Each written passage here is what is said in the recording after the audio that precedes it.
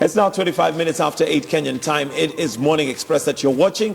And on Tuesday at this time, well, we focus on your money and try and make sure that every cent counts. Whether you're employed, whether you're thinking of running a business, whether you're running a business, whether you're into stocks, we'll make sure that we have some advice that at least would help you make your money count. So today, we're going to be looking at a certain kind of business. But before I do that, let me introduce our expert in the studio, and that is Patrick Wameo, who is a personal finance advisor. And later on, we're going to be catching up with Ashley Mazuri, who is up and about, well, in Nairobi, looking at what some of the Kenyans are doing to earn a living. Good morning and welcome, Patrick. Good to have you again. Thank you. Good. Now, Ashley is going to be joining us shortly, hopefully, and this is in the area of exhibitions. Nowadays, I remember a time when we used to have shops, you know, huge shops that you'd have in town, but the business trend kind of changed, and it looks like maybe rent was not fast coming for the landlord. So what they did is divide them into small little cubicles, which now you can rent for various kind of things. You walk into exhibitions and you have all sorts. You have fashion, you have people who are selling computer wear, you have people who are selling phones and all that. But one thing I find regarding this kind of businesses is the fact that there is a very huge rate of duplication. You'll find, if it's fashion, you have people, almost 6-7 cubicles that are selling the same thing. Does that make economic sense? Well, in terms of now trying to make money? It takes time before one can break even because it's not about opening the shop and then clients flood in. It's about getting the right product for the right people, and the numbers will know you gradually. So a lot of those shops actually fold up. They are bought over by somebody else, especially where they are not differentiated in terms of the offering. Be they clothes, be they, it's really clothes and electronics. Right. You don't get a lot of things. It's really clothes or shoes, I mean the things of the wardrobe. Or fashion and electronics. Yes, and electronics. Right. So unless you have a clientele you are serving elsewhere, so really you are using this as a point of meeting and probably growing the customer base. New businesses cannot sustain the rent. The cost of running that small shop is very high because there's a labor there to be paid. There are fees to be paid. There is the rent to be paid, and the rent is very high relative to the sales. So a lot of those shops that duplicate exactly what the neighbor is doing might look like they are there, but the ownership may have changed like 10 times. Because one, the minimum amount of money required to come in, the money that these guys call goodwill, although there's no goodwill there, plus the capital you need to go and bring those goods from Dubai, Kampala, or Turkey, and then come and sell them or hire someone to sell them. The entire cost of driving this is quite a bit. It's quite high. Yes. Now, let's first of all look at even the cost of running it, because you mentioned something which I have never quite understood, and that it's that term goodwill. My understanding of goodwill is possibly a business that is already running, it already has clientele, it already has a system. So really, maybe I am buying a running business, and then I would be required to pay goodwill because there's already systems in place. Yes. Whereas you find if you today walked into even a brand new building that has been built recently, no business has ever been run there, they still talk about goodwill. Is that legal, number one, and is that goodwill? It is not goodwill. Because goodwill is really the benefit of an existing client base. You are buying something beyond the financial value. Right. If this glass costs 100 bob and I buy it for 150, I should buy it because there's an extra benefit I will get from using it because you have been using it. Right. It has to pass some extra benefit to me more than the actual cost of it. So for a new building, really what they call goodwill is not goodwill. Is really a cost of entry to business. I would not give it any other name because it's not goodwill. In accounting terms, goodwill is supposed to be the value you get over and above the financial value of the purchase. Because, for example, I have a network of clients who have been coming here and who will keep coming here. So they'll benefit me in terms of I am not having to begin from zero. So that makes business very expensive, and especially when it's very high as it is in the malls, I mean in the exhibitions. The exhibitions. Okay, partly the owner of the previous shop would say, I used to have clients who are coming here, but what he was selling and what I am selling are not the same. So the only benefit to me is the location is giving me. So if there's any goodwill, it's goodwill as a result of location of an existing shop. How about a new building? There's really there's no goodwill. In any case, that new building is rarely in the city center. It is somewhere behind. So we are calling it goodwill, but it ain't goodwill. It's a cost of, it's a way of making some money from people who, because there's a high demand for space. Right. If there was less demand, you would not be imposing a penalty for entry. You'd be okay with rent. No one You'd be will happy pay with it. just getting rent. Now, does one pay more goodwill, or is there goodwill if you're taking, for instance, a ground floor shop that is open to the street? Because that's one of the other things that makes it very expensive. Yes, the floors on the ground would always be more expensive because of the walk-in client. Right. When it's upstairs, More you have to let people know that it's there.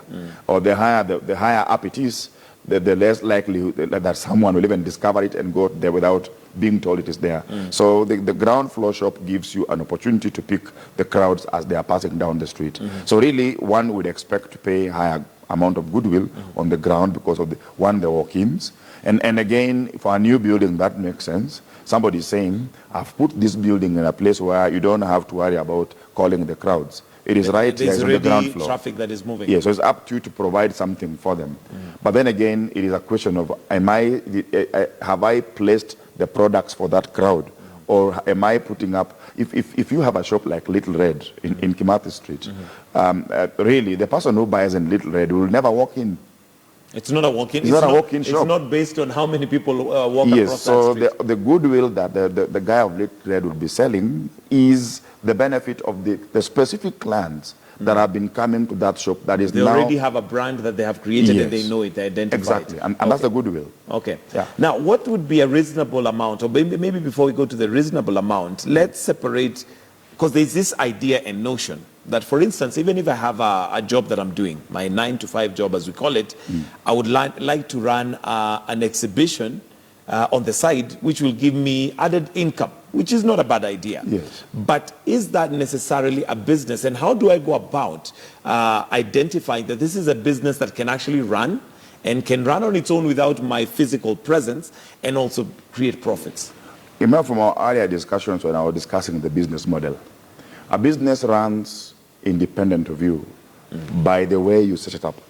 If you set up the business from day one with systems that someone else can work with without you, then a business has a higher chance of succeeding without you.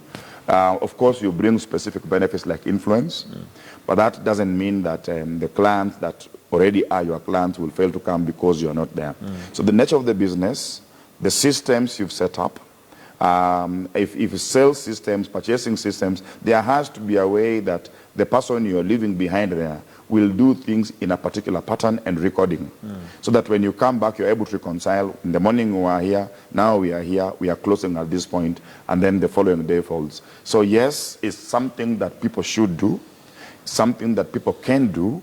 It all depends on whether the business is producing profits or not. Sometimes you may set up a business that requires a very expensive human resource that has to produce almost what they need. And if they're not able to produce more than what they need to keep there, then really you are really running that business to keep that guy alive. So actually just to you are not benefiting from it. So that's a judgment call. I mean, when we are setting up a business, you can't clearly tell upfront what will happen. But along the way, as you look at your numbers and your market and the changes, you should be able to tell whether the business is still making sense financially or not. Okay. Yes. Is there a period of time that one should run a business, what you'd call a trial period? Because I mean, I'm sure any business that you start off may not kick off, 100% giving you profits. You'll have to sacrifice for some time, for most of them. Is there a sensible period of time that you can say 6 months, if it doesn't kick off, I think it's time to close down? For ordinary common businesses, the time should be short, less than a year. But there are businesses that you set up that will benefit with the changing times. Things like that are solution-oriented. You are walking into a market and offering a solution that people don't quite know. They need time to familiarize with it. Number two, you don't have money to push the brand. You might have to be patient with the break-even for a while For as long as you clearly know from your research that the market is big, the only thing I am lacking is that I have not caused the market to come in here. That kind of business might require some patience, but it must be informed by fact. But an ordinary shop in the street selling the usual product anyone else is selling, it is either you are getting a good feel of the market, it's either your products are right for the market. If you can tell if something is wrong, the longer you are taking there, the more you are expanding and not making money. You better be thinking where that money should better go somewhere else. Because we are discussing capital producing or capital not producing. And that's not the only opportunity. Unless you have what you're suffering from is lack of ideas, right. Truly you should be able to compare another idea with what you're doing and decide whether you should sell this outfit as it is, plus the value you've created, and move somewhere else. Yeah. All right, let's go back to the exhibitions and the fact that there is a duplication of what is being sold. If it's fashion, you'll find exhibitions that have a lot of clothes, and they're probably similar, maybe even from the same source. You'll find that people nowadays from Kenya, go to Turkey, Dubai, others go to the UK, Dubai, and what one shop is selling and the other is more or less the same. Yeah. How does one overcome that challenge? It's a tough one because what you'll notice with the exhibitions, and they're mainly in Moi Avenue, Tomboya, and that side of place where crowds are supposed to be available, rather where everyone else is walking and passing by. While they benefit from the assumption that the corridor will allow as many purchasers to come in, and then we can sell the same thing because the numbers are large who want to buy, the ideal thing is to always differentiate. You can do children clothes while I'm doing men's clothes. The neighbor is doing ladies' clothes. We will all be in the same space and complement each other. Now, why is this so? If you look at a mall with an anchor client like either Nakumatt or Tuskys or any of the large supermarkets, the planning is such that the shops that the main client, the anchor client give to the other tenants do not duplicate what they are doing, so that they are all value adding. So there's only one pharmacy, there's only one electronics, there's only one, everything is one. What that does is that anybody who comes into this mall and does not find something inside Nakumatt will find it in any of these shops. None of these players is duplicating the other. So that makes it a lot easier for malls, for mall-based shops to survive than shops based on a plan that the public will come here and pass, and then we sell the same thing without differentiation. So if there's any client who required medicine in that mall, there's only one pharmacy. Now, if I need a shirt, I walk into a place, the shirts are there, all of them. They're the same source. So what I'm looking for is the size now. It's no longer a question of color. That makes it quite difficult for these guys, unless many of us are chasing. So I want to believe that if they are surviving, then there are a large number of people who are buying those things. But where you see trouble, you can actually see when you walk in, when you find everyone sitting quiet and very dull, truly nothing is happening at that time. They must be selling these things somewhere else. They must be supplying another market. They're only using this place as a meeting point. Would you say then it's a wrong way to start a kind of a business like that when you have that as your sole distribution center? Certainly. If that is your only shop and you are duplicating exactly what a neighbor is doing, and there's not a large enough number of clients to consume yours and theirs profitably, then truly you are making a very big mistake. I mean, that is like opening a kiosk, another kiosk, and the number of clients are fixed by the number of houses available. Right. So if I have brought 40 packets of milk and there are 20 homes, and each of them can only buy 2, one of us must lose more milk at the end of the day. But because clients have a way of developing a preferential relationship with one, not both. Okay. Depending on their character. So when one is going into the market to for instance, within the exhibitions that are there, when you're going that way, what is the best way to set up your business to make sure that you have that difference and you're capitalizing on the traffic, if at all the traffic is there? Number one is try to understand exactly who is this traffic we are calling here. Who is the real buyer? Who really buys? Because if you've not been inside that place for a while, you might not quite tell who really buys. Because everyone is passing, but who really buys? When do they buy? What are the numbers like? in terms of who are the actual, if you look at that actual buying client, how many are they? So that if I were to set up a shop next to one that is almost exactly equal as mine, am I committing a suicide, or am I really doing a good thing? So if you ask me, by knowing the true client, the true buying client, their frequency and their buying behavior, you will have a higher chance of creating products, or even bringing the shirts like anybody else, but you bring shirts that are real to their taste, not from the same source, same everything. There has to be something that attracts these people to you. Differentiating factor. Yes, there has to be something you know about these people. You bring that thing for them that attract them, and then the others, they can now buy alongside. If you don't do that, you are basically the same as everyone else. Yeah.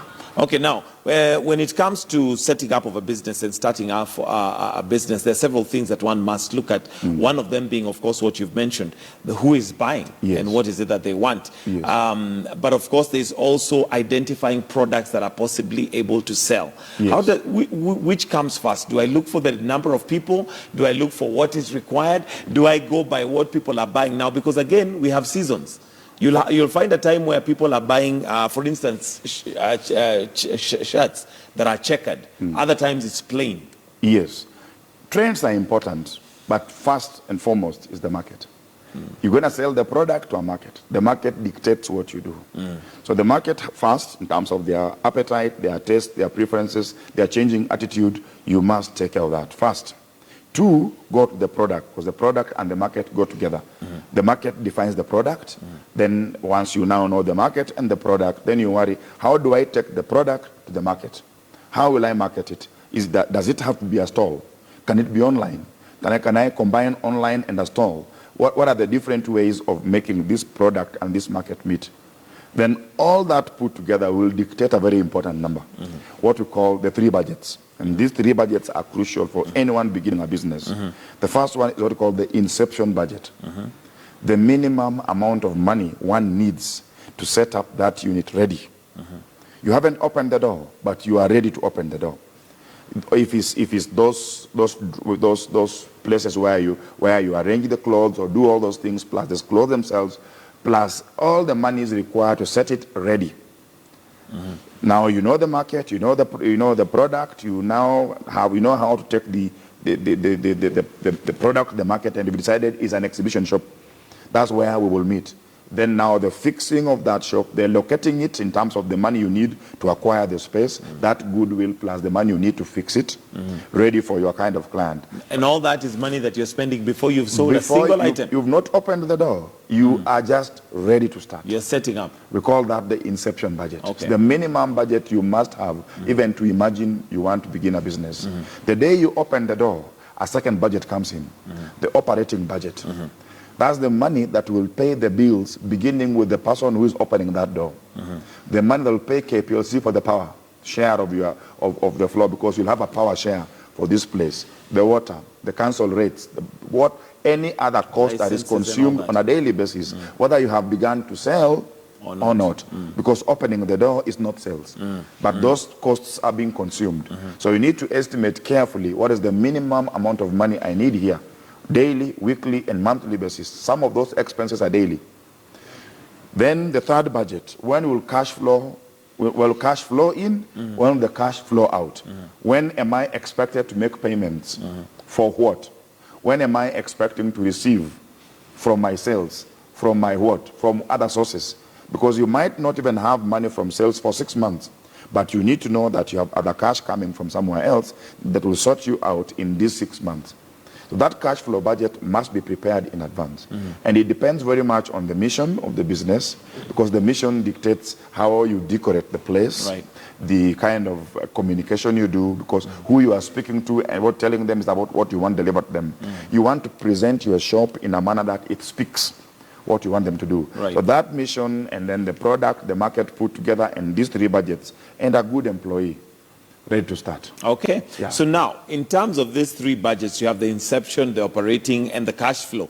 Are there percentages that one should begin? Because one of the things I think that troubles many people who want to go into business is knowing how do I allocate how do I come up with that budget? Even if it's inception, fine. there is goodwill, there is setting up the shop and maybe putting up the drawers, there's maybe buying a safe for the money, maybe buying a stool for whoever is going to sit there. Yes.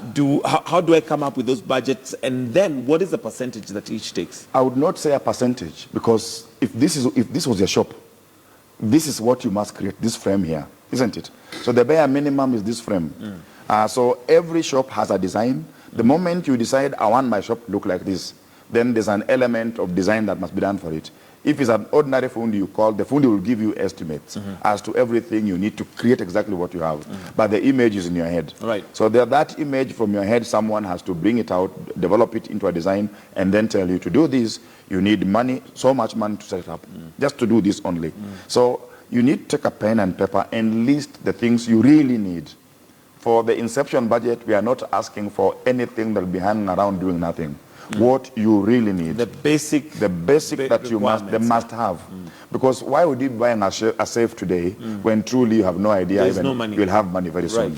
Perhaps you should be paid by M-Pesa so that you don't worry about the cost of buying the safe, the safe. or even the risk. Yes, so all those other issues are decisions that one need to consider in the process of thinking of, okay, when you are setting up a business, something we call putting known things in a new way, combining new things in a new way.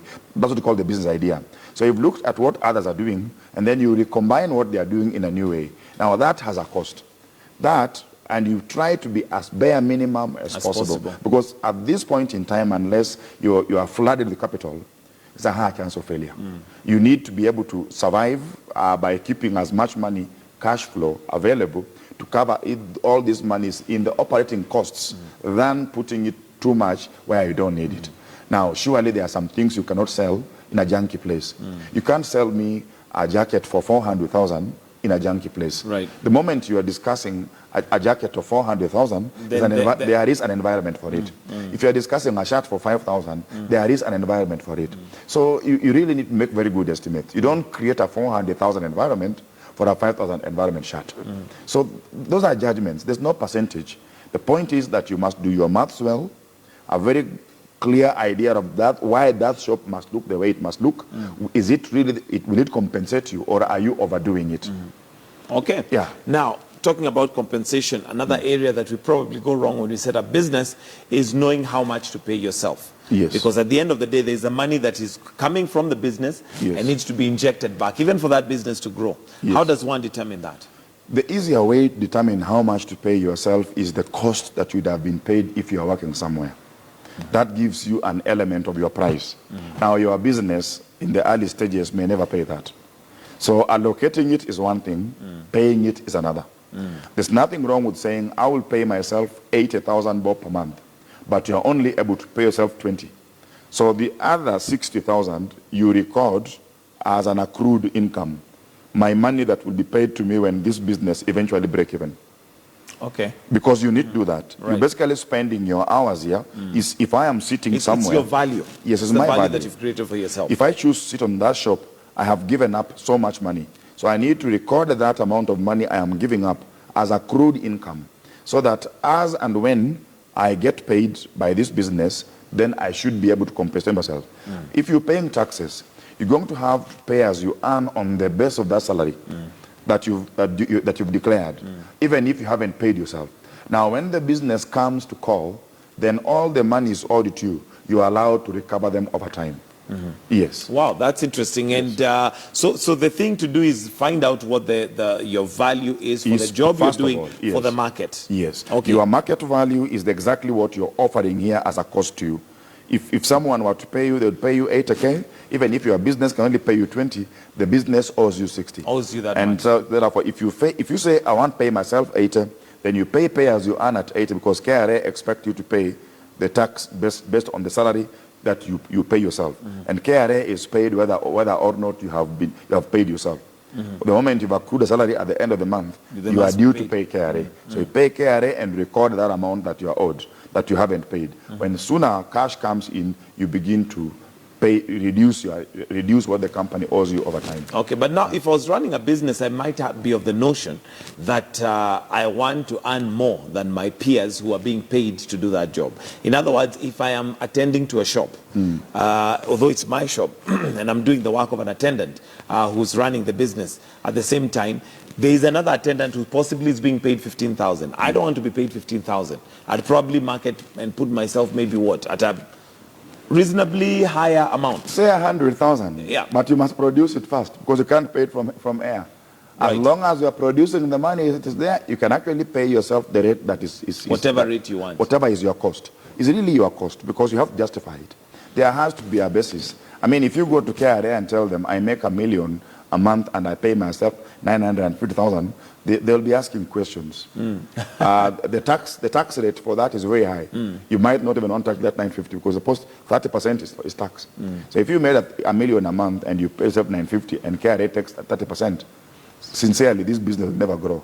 It'll never. So there are other balancing factors that will bring you back to the normal rate. Okay. But the ideal thing is to ask, how much would I have been paid if I were engaged elsewhere? Okay. Yeah. And now the next thing, of course, would be the question of what are some of the mistakes that we make when running business? You know, key mistakes that one needs to avoid. The key mistake starts at the setup point. In the setup point, there are two things. There's what you call the cash operating cycle and the capital investment cycle. The capital investment is what I mentioned, that which you must fix. This is capital. Once this structure has been made and no one else needs it, the cost is gone. It's a one-off payment. You may as well throw it away if Right. no one else requires it. Right. Now, a lot of businesses put too much money on the infrastructure before they are ready. You perhaps have gone and rented bigger space than you require.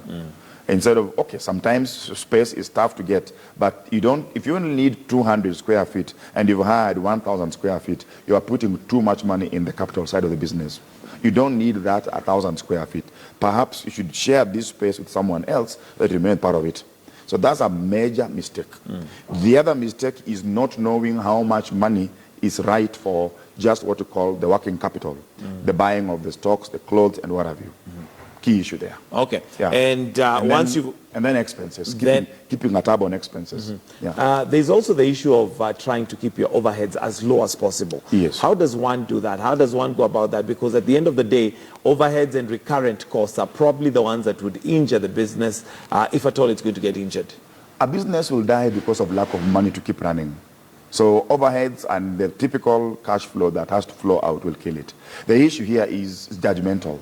There's no right number for all businesses. The fact is that every business has to design their cost structure. The owner of the business need to appreciate what must they spend. Must. The first word is must. Must. Before may. So you say, must I spend so much? Yes, the must first. Then you ask, is there anything I can ignore? If there's anything you can ignore and survive, please ignore it until the business is capable of paying it comfortably. So the must spends, you have no options. The may spends, you do have options. Okay. And I would not tell it's a formula. You just need to have the discipline of tracking what is right and what's not right. And please consult. Because a lot of people don't know what to do, but they don't consult. And then the attitude. Are there people who are cut out to run businesses in that they have that sixth sense of telling what is required? They're able to sense when is the right time to close shop and maybe begin something else. Whereas you'll find others who possibly don't have that intelligence. I would just say that at the time people start business, some people are more intelligent than others, but it's not cast on stone that some people are better than others. You can actually acquire that capacity if you are a little bit more judicious. All you need is to be judicious and say, okay, I only have 100,000 bob a month available to run this business. If I don't manage this business within 100,000, I'll be borrowing. So that on a daily basis, you know exactly the bare minimum amount of money I must spend per day to be able to cover 30 days is X. You start from what you have. But a lot of people accrue. What I mean by accrue is you've sold something, you haven't been paid, but you're thinking I'll be paid before my end of month. Then you begin to behave as if that cash is already in your hand. That's a very typical behavior of people who are new to business. People who haven't been burnt before. So it's a very common problem. It's a common problem. Big businesses and then starting too big. You put in too much in the business, too much stocks, too much space, you've not even had the market. And I want us to look at a few questions that are coming through, and this is via Twitter. And Joseph says he's been running an exhibition for the last 2 years, but his profits are minimal. How can he increase the profits? Again, depending on what he's selling. I want to think that Joseph's problem is what we said earlier. Similar things in the neighborhood. Right. I think the first thing Joseph should do is to find out what do his typical clients ask for. And then deviate away from doing everything to doing a bit of specializing. In business, specializing helps. You could just do shoes, but then bring different types of shoes for different people. Find out who really buys, and then look for shoes that you think will differentiate you for that group. Because you can bring shoes for everyone, but then you can bring shoes for 30, 35-year-olds.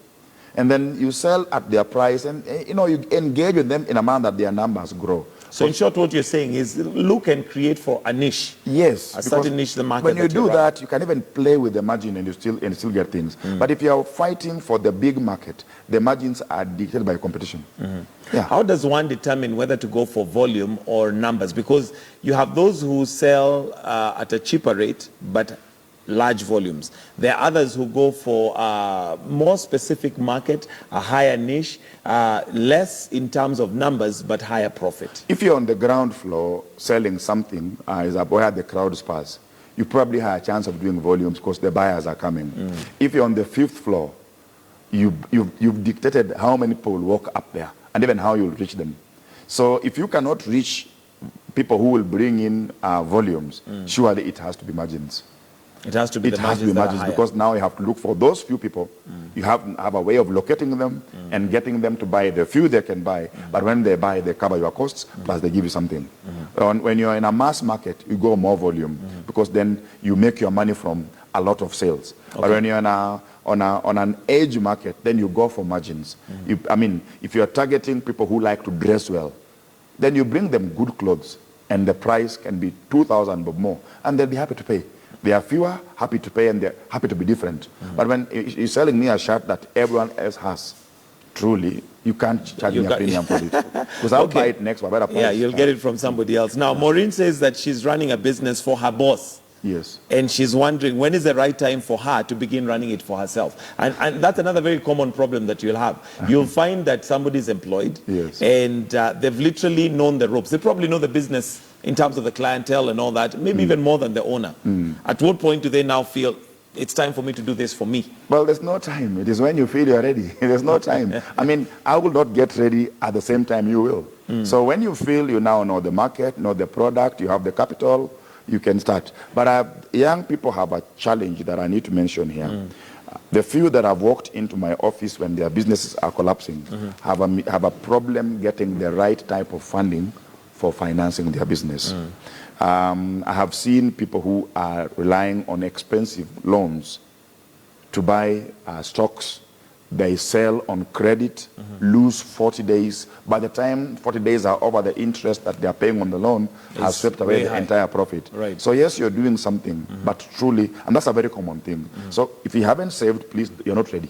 Okay. Knowing the environment, find a way of getting that capital without having to rely on expensive capital. All right. Well, we'll have to wind it right there. Patrick Wameo, who is a personal finance advisor. And, thank you so much for joining us this morning. And maybe just to go through the Twitter poll question that we had asked this morning and give you the result. The question was, do you think Jubilee will fulfill its promises by August 2017? Now, 31% of you say yes, they think they will fulfill. 69% of you say no, they will not fulfill that. I don't have time to read through some of your comments and your sentiments regarding that. I'll have to wind up and wish you all a fantastic day. Do stay with us right here on KTN News. Coming up next is World View with Linda Ogutu. Have a good day.